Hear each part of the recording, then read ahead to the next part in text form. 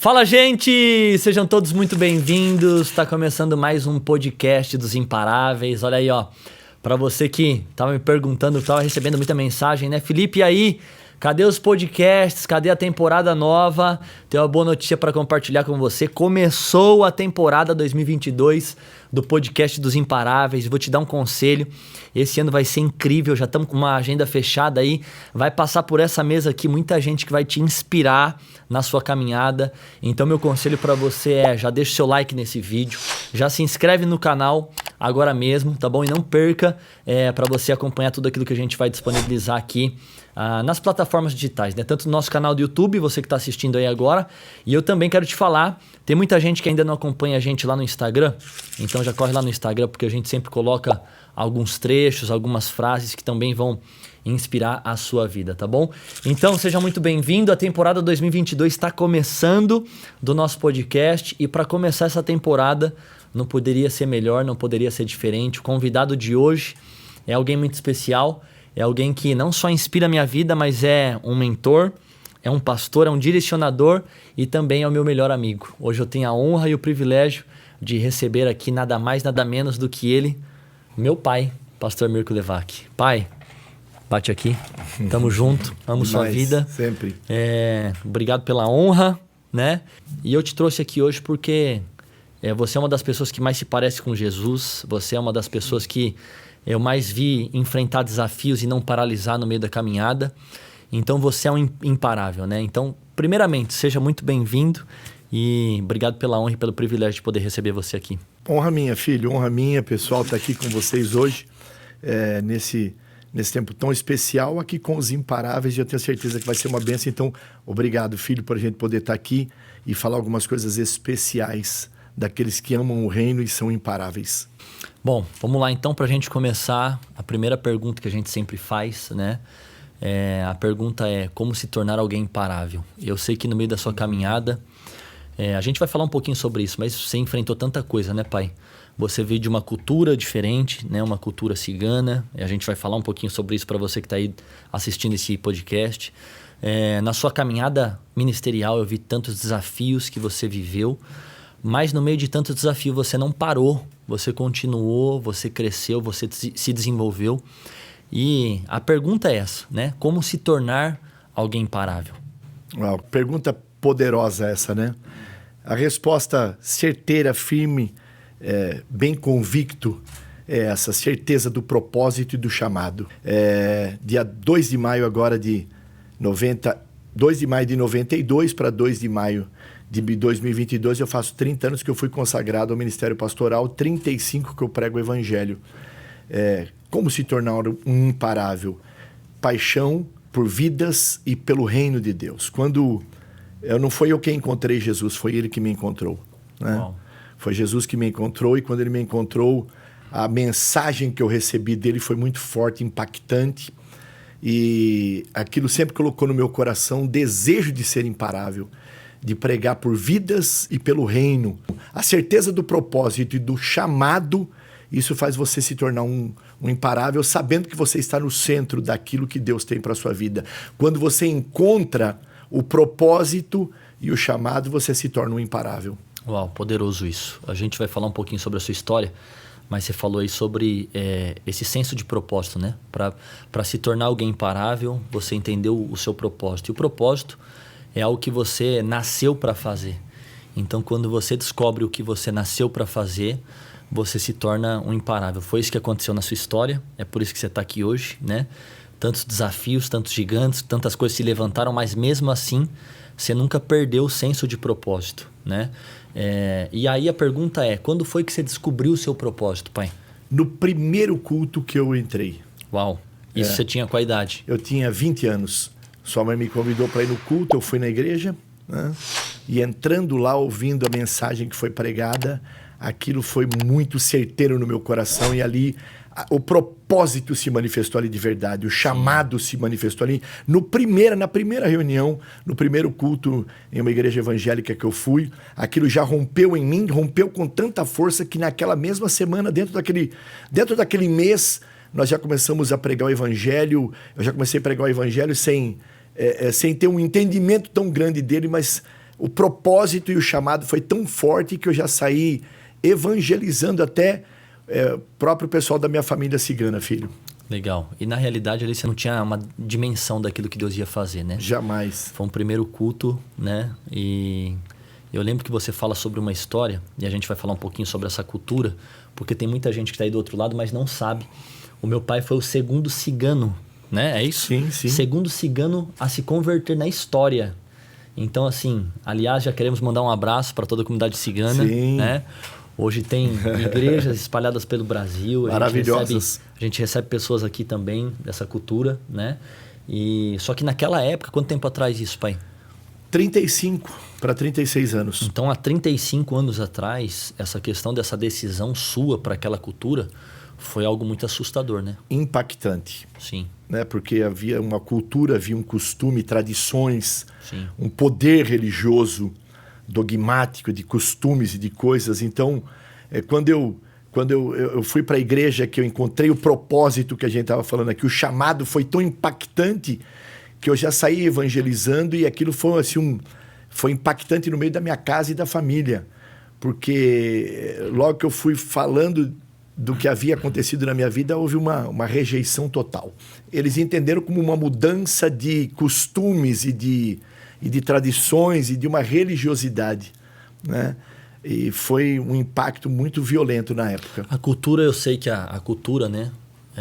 Essa cultura cigana, lá atrás, hoje não mais, né? Mas quando tudo isso aconteceu, a cultura é muito mística, né? Então o cigano era muito místico, né? Sim, acreditava sim. em algumas coisas. Eu lembro que você fala sobre levar a comida para defunto no cemitério. Sim, enfim, oferendas. Entre outras coisas, Sim, né? sim.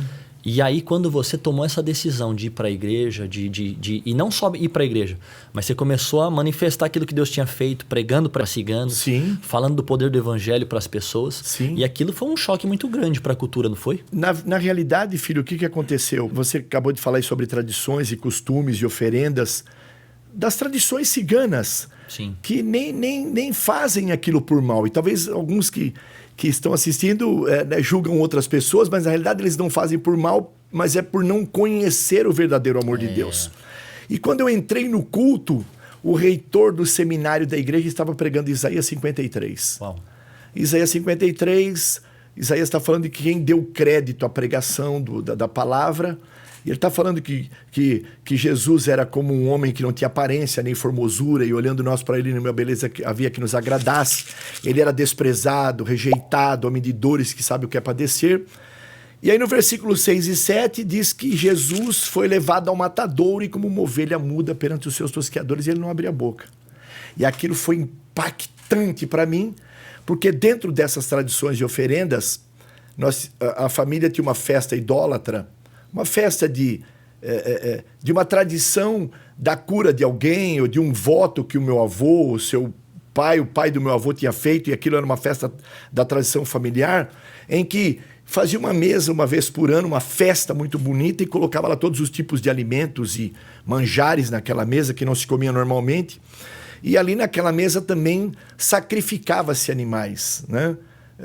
Porco, frangos, ovelha e uma ovelha no rolete. Sim. Né? Uma ovelha no rolete. 2 ou 3 dias antes da festa, o meu tio, um dos meus tios, comprava uma ovelha, trazia para o acampamento, amarrava aquela ovelha pelas patinhas na estaca da barraca, e aquela ovelha ficava ali até no dia da festa, quando ia ser sacrificada, né? E ela não abria a boca, não fazia barulho. Nós, crianças, ia lá e tocava na ovelha, batia nela, chutava, ela não abria a boca. E no dia da festa, meu tio acordava bem cedo, os meus tios iam sacrificar a ovelha. E aí eu lembro de uma cena que, numa dessas festas, eu com um primo meu, subimos na carroceria de uma caminhonete, que eles colocavam a ovelha na carroceria, procurar uma árvore, porque a ovelha tem que cortar o pescoço, né? E pendurá-la de cabeça para baixo para arrancar o couro dela, a pele.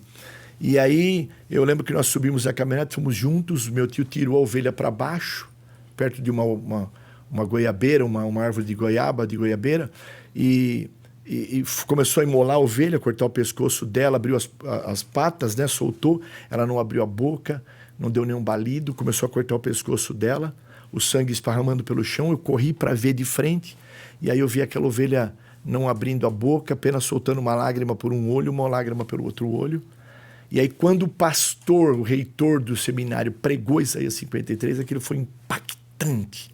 Porque eu vi o amor de Deus, Deus o Todo-Poderoso, na imagem de um animalzinho, de uma ovelha, muda perante todos, se entregando por amor ao ser humano, ao povo. E aquilo foi impactante. Aí que foi o propósito de encontrar Deus, de encontrar o chamado. Foi tão impactante nisso, filho, porque aí as tradições sendo desbarrancadas e caindo num abismo. E foi essa transformação. E aí a minha família não entendia, né, esse impacto desse amor. E foi assim uma rejeição na época. Eu gosto disso que você falou. Porque a maneira como Deus trabalha com a gente é algo que é marcante, porque é uma coisa que eu falo, né? Tudo aponta para o nosso propósito. Sim. Então, uma cena que você teve quando você era criança, de ver essa ovelha sendo sacrificada e chorando sem ter reação nenhuma, sim, foi algo que Deus usou para lá na frente, através de uma palavra, gerar algo dentro de você para falar assim, ó, você lembra daquela cena? Foi exatamente sim, assim que eu me entreguei por você. Né? Então tem muita gente que às vezes está ouvindo esse podcast, talvez você está falando assim, Felipe, pastor Mirko, ainda não encontrei meu propósito de vida, então fica tranquilo, porque aquilo que você está vivendo hoje faz parte do processo que vai te levar até o propósito. Com certeza. Tem algumas situações que você tá passando hoje que Deus vai usar para apontar para o teu propósito. Hoje não faz sentido, mas quando se concretizar, Deus vai usar disso que você está passando hoje para falar, aí filho, você lembra disso? Foi por isso que aconteceu, para que hoje fizesse sentido. E aí, pai, aproveitando sobre isso, né, sobre essa questão do propósito, esse encontro, né, que você teve com Deus e que tornou você imparável, uma das coisas que você teve que quebrar, e eu vejo isso, eu tenho o privilégio de viver perto de você, e eu vejo que você é muito bem resolvido em relação à crítica, em relação àquela questão de não ser validado por algumas pessoas, em ser blasfemado, em ser, enfim, né, surgiu algumas coisas sobre você, e eu queria entender, né, como é que você rompeu com isso, né? Essa questão de gerar vergonha para tua família, de ser criticado pela sua família. Teve muita gente que falou assim, você é louco, você vai envergonhar os seus parentes agora. Como é que você fez para vencer essa parte? Então, olha, filho, veja, como não se tornar um imparável diante de um amor tão grande, tão rompedor, tão maravilhoso? A história é simples. Meu avô, vó e 6 filhos vieram da Itália, da Iugoslávia, em 1950, logo depois da Segunda Guerra Mundial. Vieram como indigentes aqui para o Brasil, iam parar no Chile, acabaram parando no Porto do Rio de Janeiro. Sofreram muito aqui, né? Mas dentro desse propósito, hoje eu vejo muito bem o amor de Deus estabelecido, porque vieram para cá porque Deus queria nos encontrar. Jesus queria nos encontrar. E quando eles vieram para cá com essas feridas, essas coisas que as tradições e que as lutas da época, né? Meu pai, com 14 anos de idade, passava por meio dos soldados mortos na guerra, tirava os seus coturnos, as botas, a neve, andaram por meio dos nazistas, não foram mortos por causa do grande amor de Deus. Os parentes da minha avó, todos, pai, mãe, avós, os tios, os irmãos, todos foram exterminados no campo de concentração e só ela ficou viva. E veio para cá exatamente porque Deus tinha um propósito e fomos encontrados nesse propósito. Então, você fez uma pergunta forte aí, filho. Quando o amor de Deus ele é manifesto, os outros rejeitam. Então, em primeira mão, esse é o poder do Evangelho. Esse é o poder do amor de Deus. Houve uma rejeição por parte deles, né? Quando eu passei pelas águas do batismo, meu avô, eu lembro como hoje, a gente ia 2, 3 vezes por semana na casa do meu avô, que era o cigano mais velho da cidade, se reunia para ouvir conselhos sábios, né, de pessoas mais velhas, que era o meu avô, e ele levantou a mão e falou algumas palavras de longe, falando, desgraça, vergonha, o nosso batismo não serviu para você foi mudar de religião, mas ele não conhecia o amor de Deus, né? E a rejeição foi enorme, mas só que também essa rejeição depois pelo próprio amor de Deus na minha vida, foi manifestando essa libertação sobre a vida deles. Uau, muito bom. Se você pudesse dar um conselho hoje, né, para quem está querendo vencer a crítica, para quem está querendo vencer o medo do que os outros vão falar, vão pensar, falaram de mim, me criticaram, qual o conselho que você daria? O melhor conselho é esse: a sua identidade é maior do que as críticas. Quando Jesus te encontrou, você se tornou filho de Deus. Então não importa o que os outros pensem, o que os outros falem, não importa o que os outros tentam denegrir ou sujar ou falar ou ferir, porque a identidade é maior agora. Você se tornou um filho de Deus, encontrado por Deus. Então não importa o que dizem. Quando você encontra Jesus, a família, os amigos, as pessoas de perto vão tentar se levantar contra você, mas na realidade eles estão se levantando só para que o amor de Deus se manifeste neles também. Pode ter certeza disso. Uau! E aí, acho que até para a gente fechar essa parte eu concluo com isso, né? Porque quando a gente entende o nosso senso de propósito, a gente se torna imparável. E quando a gente está vivendo o nosso propósito, a gente vai encontrar pessoas que são resistentes com isso. Então, eu ouvi essa frase e nunca mais esqueci dela.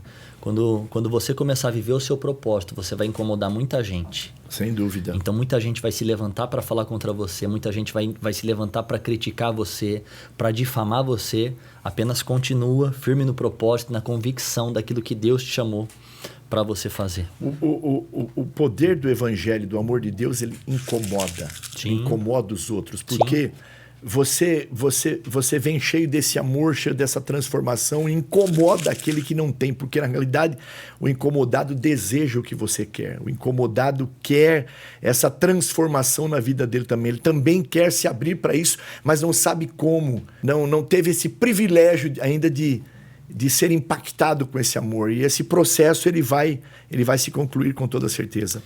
Pai, aí vamos falar um pouquinho sobre sua caminhada, né? Porque depois dessa questão do propósito e tudo mais, você falou aí que esse ano você completa 30 anos de pastor, né? Então são mais de 35 de caminhada, né, cristã. Pregando, sim. E 30 anos que você foi consagrado ao ministério pastoral. E uma das coisas incríveis, né? Eu gosto da maneira como Deus trabalha, porque a Bíblia fala sobre os 5 ministérios, né?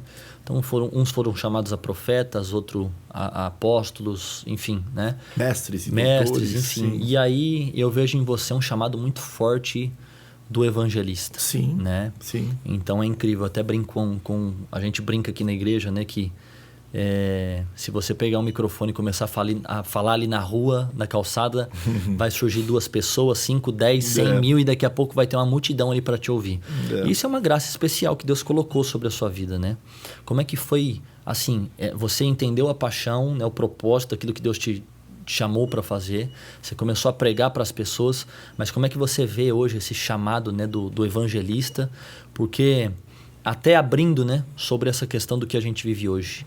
O evangelismo de 30 anos atrás, de quando você se converteu, não é o mesmo evangelismo de hoje. Sim. A mensagem é a mesma, sim. Mas a maneira de entregar a mensagem não é. Sim. Então, vou falar um pouquinho sobre o evangelista no mundo moderno. Como é que você se sente hoje? É muito diferente de 30 anos atrás, né? Sim. 92 para 2022, são 30 anos. Mas assim, a paixão é que não pode, a paixão é que não pode mudar. Sim. Porque, para mim, um dos chamados mais especiais é o de evangelista, porque você vai lançar o amor de Deus, a rede do amor, que vai trazer uma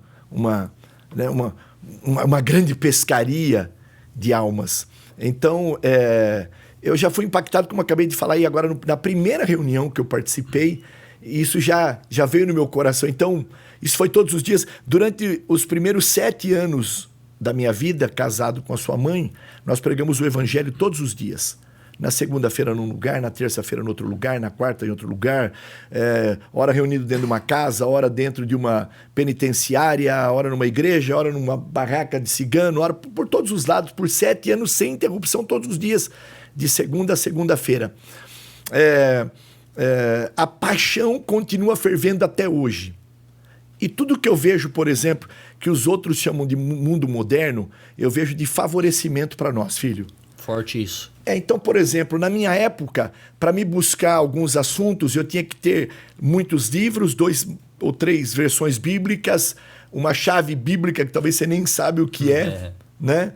e tantas coisas para você. Para mim conseguir fazer um sermão para pregar, eu tinha que ter 4 ou 5 Bíblias e alguns livros de algumas coisas e procurar e buscar, e não tinha muito recurso. Hoje você tem um mundo eletrônico ao seu favor que é maravilhoso. Sim. Né? Você tem a tecnologia, você tem um aparelho de celular que você tem tudo aí dentro. Então, isso tudo é maravilhoso. E isso tudo gera uma paixão na realidade. Sim. De Deus mostrando uma facilidade para se pregar o evangelho. Sim. Né? Até abrindo, a gente vai entrar um pouquinho nesse assunto.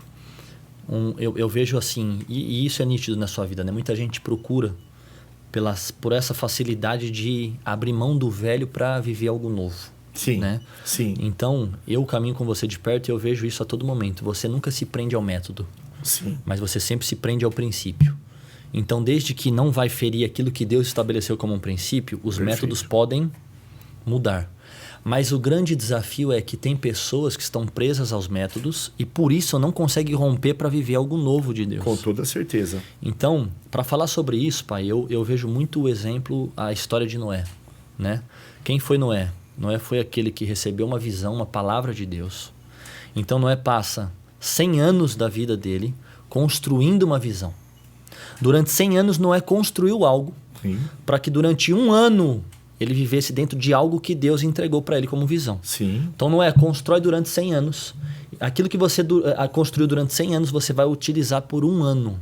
Sim. De repente Deus vira para Noé e fala: Noé, agora desce da arca. Ou seja, abandona aquilo que você construiu durante 100 anos. Sim. Então imagina só Noé. Senhor, mas espera aí, eu entreguei a minha vida. Eu entreguei 100 anos aqui construindo Foram isso. 100 anos. Sim. E Deus está falando assim para Noé: ok, mas foram 100 anos para 1 ano. Sim. Foi só para essa temporada, foi só para essa estação. Sim. Não serve mais, não conecta mais. Então Perfeito. abandona isso agora Perfeito. e vem para reconstruir o futuro. Sim. Então o que eu vejo? Tem muitas pessoas, muitos líderes, muitos pastores que construíram algo que foi relevante para uma época, Sim. mas que hoje não conecta mais. Hoje não é mais aquilo que Deus quer usar, não é a maneira como Deus quer fazer. Então eu vejo em você essa facilidade, né, de abrir mão do velho para viver algo novo. E aí eu quero entrar nessa parte da sua história. Porque quando Deus dá uma palavra para a gente, para viver algo novo, ela vai contra tudo aquilo que a gente vive. Sim. Eu gostei uma vez, o podcast com o pastor profeta Vitor Hugo, ele falou isso, né? Como ouvir a voz de Deus? A voz de Deus vai contra tudo aquilo que você vê. É verdade. Contra tudo aquilo que você acha que você pode fazer. Não tem cabimento nenhum. É verdade. Né? Então, profetiza no Vale de Ossos Secos. Tá tudo, só tem osso aqui. É verdade. Então, a voz de Deus vai sempre, né, numa terra que não chove e que você não é um construtor da arca. Então, a palavra de Deus vai sempre contra aquilo que a gente acredita e que a gente pode fazer. Sim. E é por isso que tem a ver com ele. Sim. Mas você recebeu uma palavra de Deus, pai, que eu me lembro, que é aquela palavra que Deus entregou a Abraão. Abraão, sai da sua tenda. Da sua parentela. Vem contar a estrela comigo, assim será assim será a sua descendência. Sim. Mas quando você recebeu essa palavra, pai, as suas estacas, a sua estrutura estava firmada em um lugar que você já tinha doado 33% da sua vida. Sim. Foram quantos anos? Foram 15 para 16 anos. 15 anos que ministerialmente você tinha se doado por uma visão, por algo que Deus tinha te plantado. Sim. E aí de repente Deus fala assim para você: não, agora não é mais isso. Não, mas espera, mas 33% da minha vida. Não é mais isso. E aí Deus coloca no seu coração algo voltado para novo tempo e nova história. Sim. Então, nesses 12 anos que serão completos agora em abril, a gente vai completar uma visão que você disse sim para Jesus. Sim. Né? E aí a gente vê o poder de uma visão, né? Porque nesses 12 anos, quantas pessoas foram batizadas? Quantas pessoas foram encontradas por Jesus, entregando a sua vida para Jesus? Sim. Quantas famílias foram restauradas, casamentos, enfim, quantos frutos foram gerados, mas através de um sim que você deu para viver algo novo e abandonar algo velho. Então, eu queria entender, pai, eu queria ouvir de você como é que você conseguiria falar essa disposição para romper com o velho, para experimentar algo novo de Deus. Olha só, filho, o tempo não pode encarcerar um homem. Porque você veja, Deus não está encarcerado no tempo, Deus não está preso no tempo. Deus não tem problema com o tempo. Quem tem problema com o tempo somos nós. Sim. Né? E eu vejo muita gente saudosista de coisas que já se passaram. Sim. E também acho que isso é uma graça divina, uma bondade do Senhor Deus. Porque durante toda a história que eu vivo, Deus me deu graça tanto para estar com gente jovem, com pastores jovens, com líderes jovens e com líderes já caminhados, experimentados e vividos. E esse poder de se relacionar e aprender com os dois. Aprender tanto com aqueles que já estão há 30, 40, 50 anos, quanto com aqueles que estão há 2, há 3, há 5, vivendo algo novo. Então, essa questão não é uma questão nossa, mas é uma questão daquilo que Deus tem. Uau. Então, por exemplo, o tempo está correndo. Nós podemos ficar parados dentro do tempo. Sim. Nós podemos pegar a tecnologia agora e falar, isso aqui não presta, isso aqui não é de Deus. Sim. Certo? Agora, a maioria da nova geração e dessa geração que está chegando, que você faz parte e outros fazem parte, não vão fazer como eu estou falando. Não vão rejeitar, vão absorver isso. Sim. Vão se contextualizar ao tempo. Sim. As mudanças.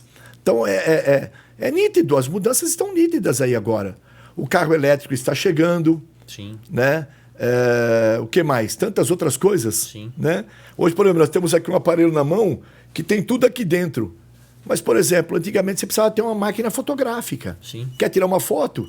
Aí ficava lá com 12, 14, 36, o rolo do filme com 36, pra você levar para revelar as fotos. E né? agora estão se falando em metaverso, que é um...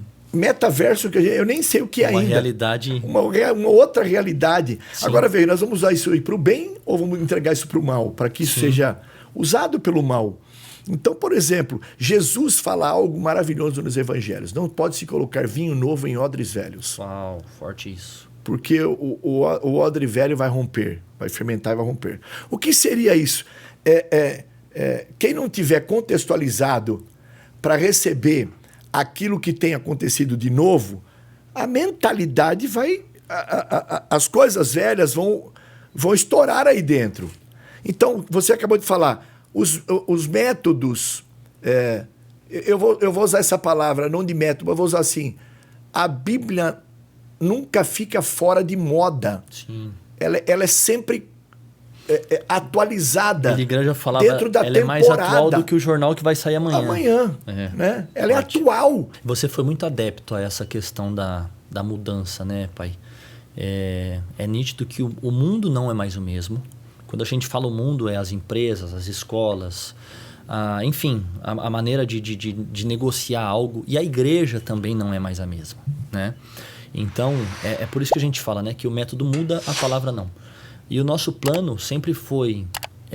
o plano de Deus sempre foi que a gente pudesse evangelizar, né? Anunciar o evangelho para alcançar pessoas. Sim. Então, se a gente parar no tempo, a gente não vai se conectar com pessoas. Não tenha dúvida. E aí, qual que é o problema? Tem gente que está religiosizando isso, não sei se esse é o termo, né? Espiritualizando isso, Sim. Né? Para se esconder atrás de uma atualização. Então, bom, como essa é uma dificuldade que eu tenho de me atualizar, então eu vou falar que, bom, a internet não é de Deus, e não é só a internet não, né? Mas a maneira de fazer uma igreja de um jeito diferente, Sim. Nós vamos manter o padrão e tudo Sim, mais. sim. Então, eu entendo isso, que a omissão também é uma posição. E aí tem uma frase que fala que o mundo só fala onde a igreja se cala. Sim. Então, qual que é o problema? Se a gente não tomar, né, essa questão de se posicionar para esse novo, Deus está aí para usar a gente. Mas se a gente não se posicionar, alguém vai se levantar. E o que vai ser falado... Veja, a questão aí não era de aceitação. Porque a diferença não era se eu ia aceitar ou não. Sim. A questão é que é a realidade. Sim. Então não é que eu não vou aceitar, então essa realidade vai ser mudada. Ela não vai. Porque ela é uma realidade. Então a questão não é se eu vou aceitar ou não. A questão é que a realidade está aí. Sim. E se eu não pegar essa realidade e amplificar a palavra de Deus dentro dessa realidade, alguma parado. outra coisa vai ficar dentro desse vácuo, desse eco. Então, por exemplo, vem uma nova geração. Como é que eu vou me conectar a essa nova geração com uma linguagem que vai ser inteligível? Sim. Então, veja, eu vou criticar o TikTok, ou vou pegar um aplicativo desse, vamos detonar, vamos endemonizar. Não! Vamos pegar algo e vamos colocar um conteúdo lá que vai alcançar corações e vidas. Uau. Vamos pegar esse espaço que nós temos e podemos usar e vamos conectar, vamos para cima, vamos para frente. Então não é nem a questão de mudança. Se você perguntasse para mim, pai, você fica totalmente satisfeito com isso? É claro que a gente sempre vai querer estar numa zona de conforto. Sim. A gente construiu essa arca aqui, agora eu vou abandonar ela. Sim. Essa arca aqui foi feita e construída por 100 anos, agora eu vou abandonar ela aí. Foi tudo Imagina, que eu fiz, o confortável é sempre mais legal. O confortável é o que é o bacana. Construímos isso, estamos bem aqui, já tem aqui uma quantidade, e a qualidade é melhor do que quantidade, né? Mas e aqueles que se perdem? Sim. E aqueles que estão chegando? Sim. Eu falei algo depois que você e sua irmã tiveram filhos, que são meus netos maravilhosos, o meu ministério mudou, meu chamado foi amplificado dentro do quê? Hoje eu preciso conectar com os meus netos, entender a linguagem que eles estão ouvindo, para que eu possa falar para eles de uma palavra que vai abençoá-los e que vai ser verdadeira e atual dentro deles. Vou aproveitar aqui agora porque eu quero polemizar a parada. Para quem tá aí do lado aí agora, pode soltar o foguinho no comentário aqui agora. Uau. Que essa é para viralizar, hein? Igreja preta é pecado? Jamais. Olha aí, ó. Tem gente que fala, igreja preta tá trazendo o mundo pra igreja, tá parecendo boate. Aqui foram esses os comentários, né? A boate, a balada. Jesus não entra nessa boate, Jesus não está nessa boate aí. Sim, sim. Né? Mas qual que é a realidade? O diabo não inventou nada, o mal não inventou nada, o mal não criou nada. O poder, quem tem poder do haja é só Deus. Foi ele que disse, haja e ouve. Sim. A luz rompeu. Então, ele não cria nada, ele só copia algo. O vermelho é de Deus, o branco é de Deus, o preto é de Deus, o roxo é de Deus. Todas as cores são do Senhor Deus. Isso aí. Todas as cores, né? E o preto para o santuário, para o templo, foi só uma maneira de contextualizar. Por exemplo, aqui mesmo, filho, nós temos gente que passa aí correndo aqui na avenida, aqui na frente da igreja é uma avenida. Tem gente que passa aí correndo e olha e sente vontade de entrar, e foram uma centena de pessoas que passaram aqui e olharam e acabaram entrando. Sim. E outros que passaram aí na frente pensando que era uma balada, passando aqui para ir buscar drogas, o carro parou, os meninos lá do voluntariado que estavam lá na frente, do parque, já abriram a porta, já meteram um abraço no cara e falou, pô, vou entrar nessa balada. Entrou na balada, achando que era uma balada, era um culto, e foi transformado e está aí hoje como voluntário. Está servindo aí hoje. Poderoso isso. É poderoso demais. Poderoso. Então, por exemplo, a cor jamais vai o método. A Bíblia é a mesma, a palavra é a mesma, a ação do Espírito. Há um só Deus, um só Senhor, um só batismo, uma só palavra. Isso é imutável. O problema começa quando a gente coloca algumas coisas como que Deus não falou, como se Ele tivesse falado. Então, sim. se não está na Bíblia, se não fere o princípio, não tem problema nenhum. E assim, eu não vou deixar também de viver algumas coisas porque o outro acha. Sim. Porque o outro pensa. O espírito da comparação é o pior que existe. A igreja lá é dessa cor, então eu vou ter que ser igual. Aquele outro faz aquela coisa, então eu vou ter que ser igual. Isso aí. Né? E também jamais vamos criticar alguém que faz um método do G12, MDA. São estratégias que Deus deu para aquela localidade, para aquele lugar, para aquela cultura. Né? Perfeito. E hoje, as cidades do Brasil cabem em templos pretos sem problema nenhum. Sim. Sabe algo que eu penso, e para a gente fechar essa parte? Eu acho que muitos problemas que a gente está vivendo hoje no mundo atual é relacionado a uma falta de posição da igreja. Com toda certeza. Porque enquanto a gente estava discutindo se na igreja poderia usar boné, ou se mulher tinha que vir de saia, ou bateria, ou se bateria era de Deus ou era do inferno. Sim. Enquanto a gente estava falando se tatuagem era pecado ou não, enquanto a gente estava discutindo algumas coisas que a Bíblia nunca falou sobre isso, sim, e que para Deus é completamente irrelevante, o mundo estava construindo uma cultura externa que nós estamos recebendo hoje. E a igreja estava construindo uma regra interna. O problema que o mundo construiu, nós estamos recebendo ele na igreja hoje. Isso e temos que abraçar para tentar resolver. Isso aí. Porque foram eles que construíram e nós deixamos de construir. Era nós que deveríamos construir. Estava em nossas mãos. Sim. Então, por exemplo, a gente ficou preocupado em que tamanho é a saia, se pode rapar pelo, que tamanho que é o cabelo. Sim. E aí entregamos a cultura, E entregamos o mundo a falando arte. sobre banheiro, Veja, filho, eu sou transgênero, um cigano. ideologia. Então, a ignorância eu devia ser um ser totalmente ignorante. Sim. Quem é cheio do Espírito Santo é alguém que é criativo. Deus não entregou o templo para ser adornado por alguém que era vazio do Espírito Santo. Era porque ele era cheio. Sim. Está lá escrito na palavra de Deus. E aí ele deu as cores, ele deu a madeira, ele deu o jeito, porque era criatividade.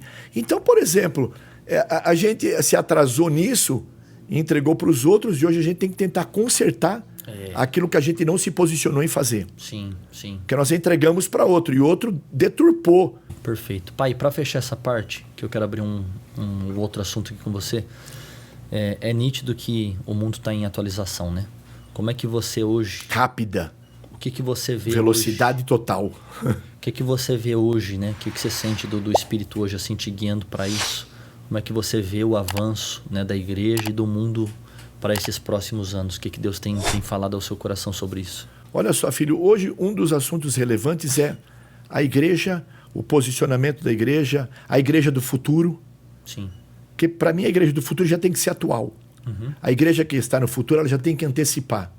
Porque se ela antecipar hoje, o futuro está logo ali na frente. Quem se antecipa governa. Governa. Né? Frase de um apóstolo querido aqui do Brasil. Né? Quem antecipa, governa. Então, veja, a igreja do futuro, ela vai chegar lá porque ela já está no presente. Uhum. Ela vai dominar, ela vai governar porque ela já está no presente, ela já está habilitada para ir para o futuro. Né?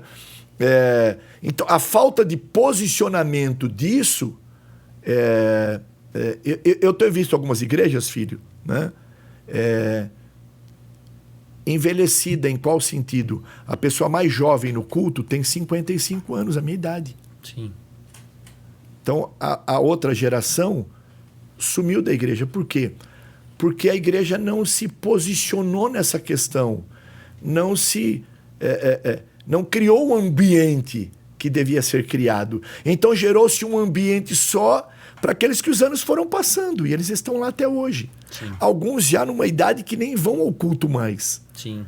Porque já estão numa idade que não frequentam mais semanal. Uhum. Né? Então a igreja do futuro ela já tem que estar no presente. Isso aí. Vamos mudar um pouquinho do assunto aqui agora, porque eu quero pegar você de surpresa. E esse aqui é um assunto bom, né? Eu recebo muitos filhos, né? Não só filhos de pastores, mas filhos que trabalham com o pai. Sim. E esse é um desafio muito grande, né?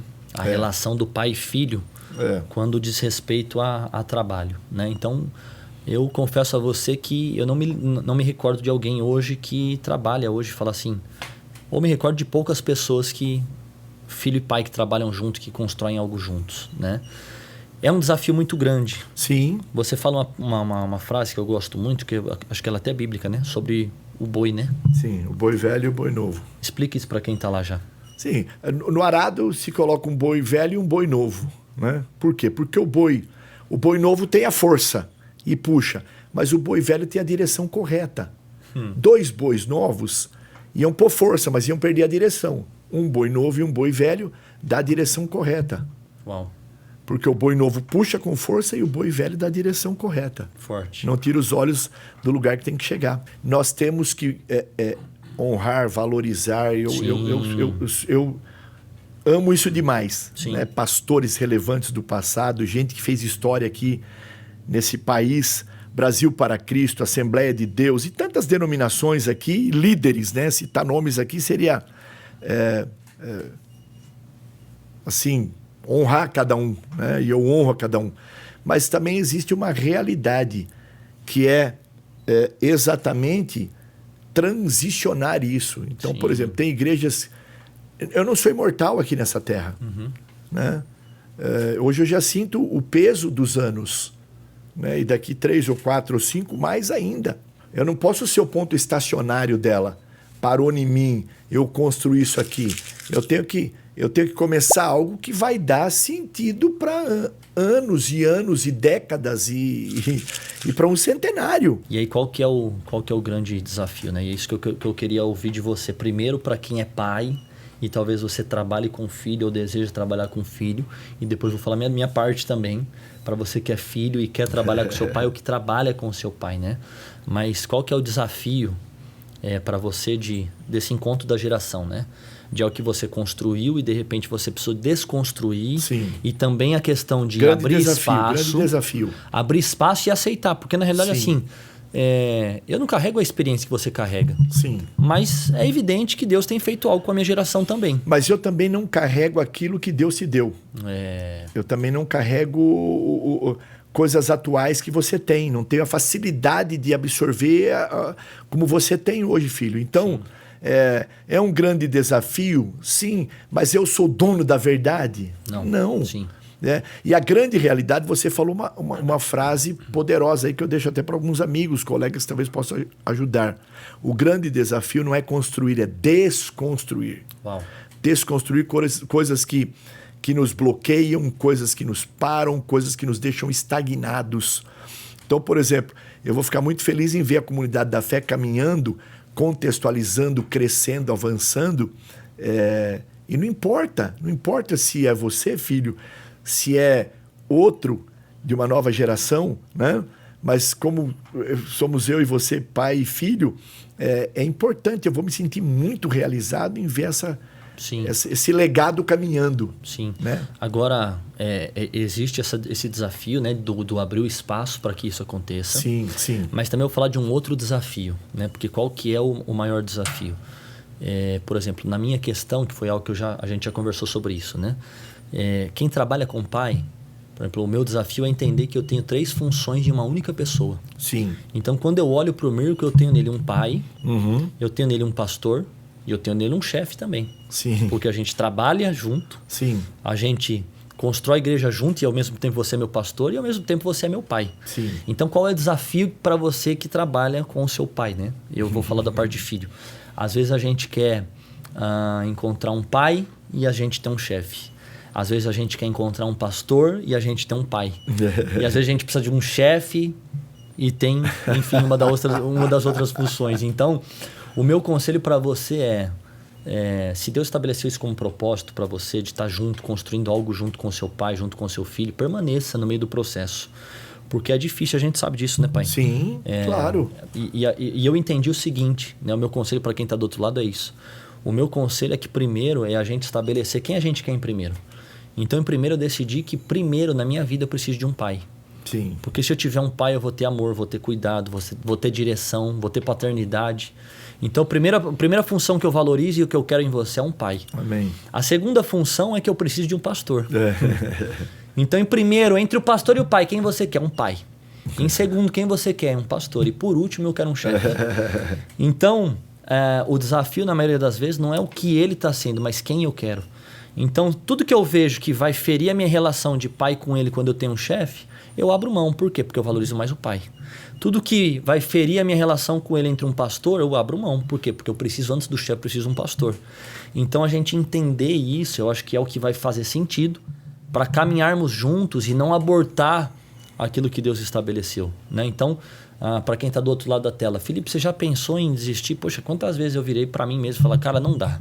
Não dá para caminhar, não dá para a gente tá difícil demais de permanecer. E quantos filhos que eu conheço que abandonaram, né, o arado e falou, cara, eu vou embora. Sim, pra você mim está não falando, dá. eu estou pensando nisso aqui. Né? Tem nomes, né, que a gente poderia citar aqui, Sim. mas que Deus traz na cabeça. Sim.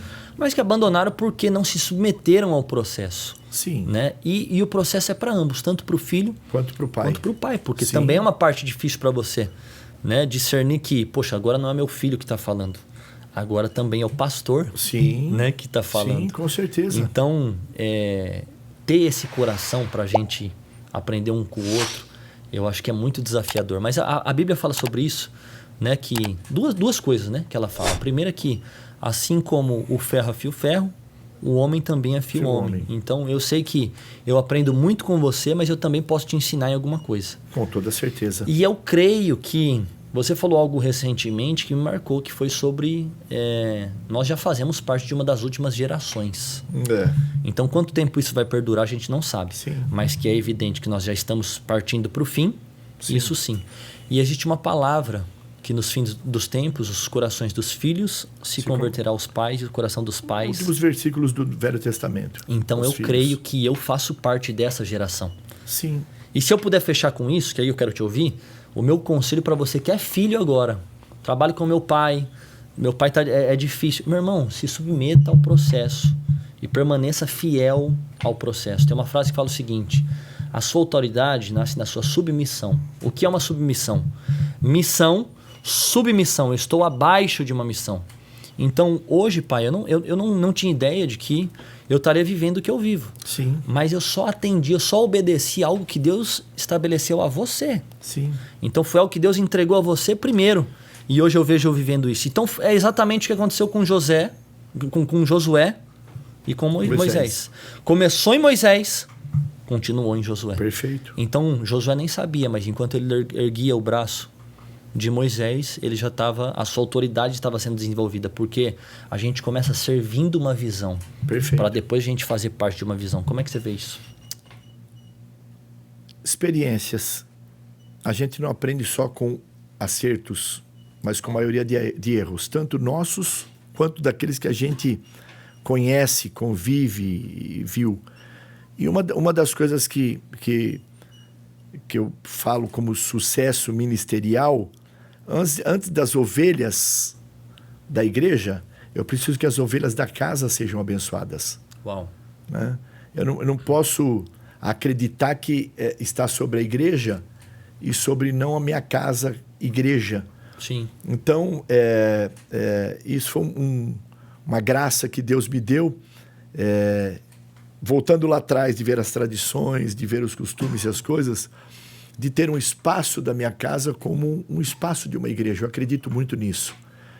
Dos filhos, das nora, genro, netos, né? Amarem o Deus da igreja, porque a igreja é maravilhosa, porque a igreja é abençoadora. Sim. Porque a igreja é desafiadora. Você falou algo aí, que é algo que a gente precisa se atentar, que é o seguinte, né? Aprender com os erros. Sim. E aí hoje muita gente quer aprender com algo que alguém está ensinando. Eu não posso abrir mão da minha família e achar que está tudo bem. Sim. Entendeu? Mas eu falo assim, ó, é muito melhor a gente aprender hoje. Sim. Com o que não fazer. Sim. Então eu olhar para alguém e aprender o que não fazer, olha, ele fez isso, não é legal. Então aprender com o que não fazer do que aprender o que fazer. Sim, não tenha dúvida. Porque Deus colocou algo no seu coração que você vai fazer. Você vai encurtar distâncias. Mas você olhar para o outro que ele não fez, o que ele fez e deu errado é o que você não vai fazer. Tem uma frase que fala, eu gosto disso, que é a diferença entre inteligência e sabedoria. Qual a diferença entre a inteligência e a sabedoria? O inteligente sabe sair de um buraco que o sábio jamais cairia. Então, a diferença entre inteligência e sabedoria é essa. Né? Então, a sabedoria vai fazer com que a gente aprenda com o erro do outro. Então, eu não vou fazer isso que ele fez. Né? E isso é saudável demais. Pai, aí eu quero partir para a reta final aqui para a gente finalizar. Porque tem muita coisa boa que vai acontecer nesse ano e a gente vai desenvolver isso. Creio. Né? Creio. Mas eu queria que você desse um conselho para quem está participando desse podcast com a gente.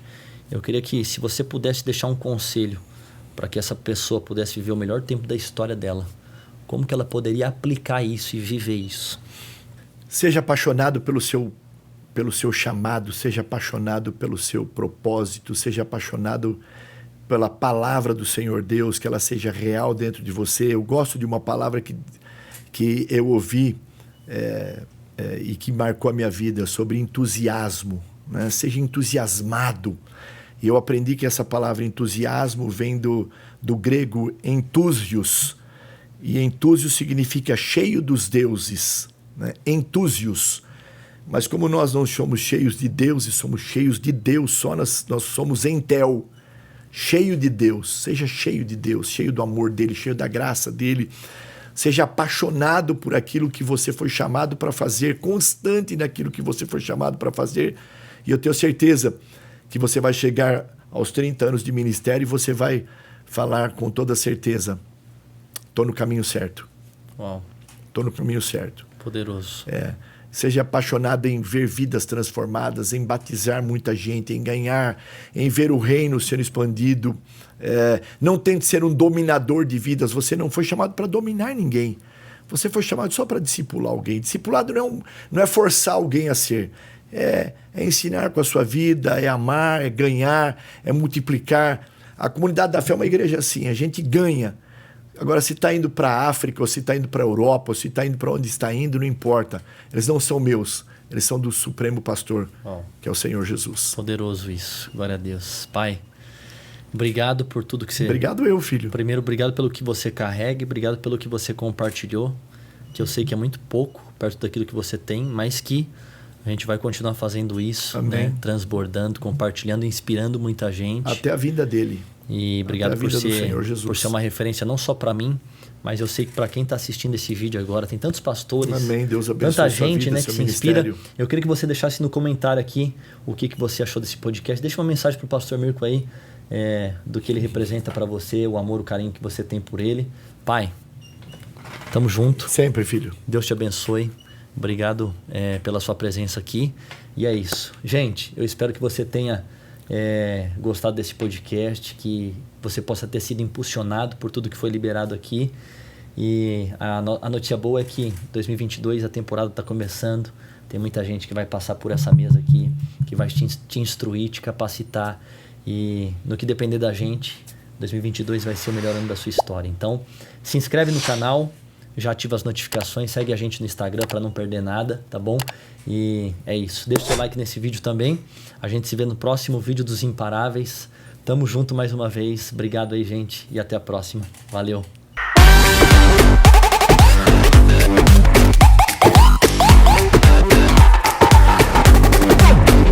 Hey!